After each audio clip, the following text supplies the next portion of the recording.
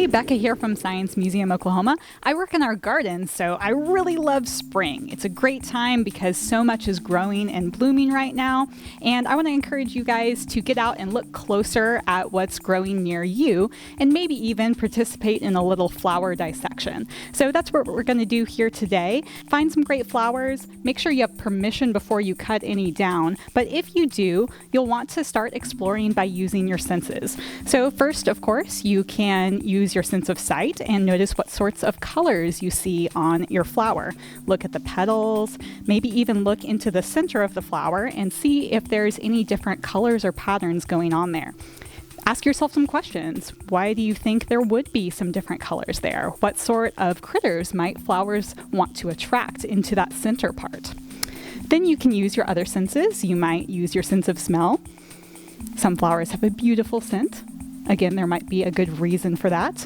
And of course, your sense of touch. So noticing what the petals feel like, what the leaves feel like. And after you've enjoyed the flower as a whole, you might start taking it apart. Now, you don't need any tools for this, but if you have some tweezers or forceps or a magnifying lens, you're welcome to use those. And just start by kind of peeling the petals off of your flower so that you can see the parts that are inside. You might notice some interesting things when you do. These are the structures that are important for flowers to be able to reproduce themselves. So you'll notice a few things. There might be some structures like this that have some little fuzzy pollen. These are the anthers, and so this is where pollen is produced. And see if you can get some of that pollen on your fingers.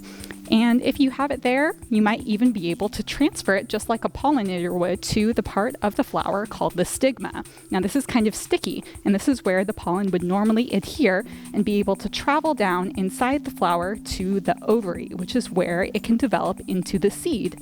So very important for flowers to be able to reproduce, and you can explore what those parts are like, and just imagine maybe that you are a little bee or a butterfly, and you're doing that pollination work as you're exploring the flower up close. If you have some time, you might even take a little knife with some adult supervision, of course, and be able to cut inside the stem of the flower and see if you notice anything interesting going on in there. The important thing is just to be safe and have a whole lot of fun while you're looking up close at the flowers around you. This is Becca from Science Museum, Oklahoma. Thanks for joining us, and I hope you'll get out and explore what's blooming near you.